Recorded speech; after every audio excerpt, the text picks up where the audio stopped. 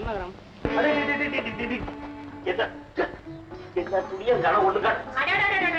நீங்க என்ன இந்த வேலை எல்லாம் செய்றீங்க?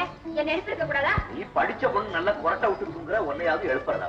படிச்ச பொண்ணுன்னா இந்த வேலை எல்லாம் செய்யக்கூடாதா? படிச்ச பொண்ணுங்கெல்லாம் வீட்டு வேலை செய்ய வேண்டியதான். ஆனா நீ என் தங்கச்சி ஆச்சே, நீ எப்படி வீட்டு வேலை செய்யறது? அண்ணா, இந்த வீட்டுக்கு அண்ணி வர வரைக்கும் இந்த வேலையெல்லாம் நான் தான் செய்வேன். நமக்கு ஒரு மச்சான் வர்ற வரைக்கும் இந்த வீட்டுக்கு அண்ணி வர மாட்டான். இந்த பாசம் எல்லாம் இன்னும் கொஞ்ச நாளைக்கு தான். அப்புறம் அண்ணி வந்துட்டா என்னையும் மறந்துடுவீங்க. அரைஞ்சு பல்ல ஒத்துக்கணும். கழுத விளையாட்டு கூட அப்படி எல்லாம் பேசலாம்.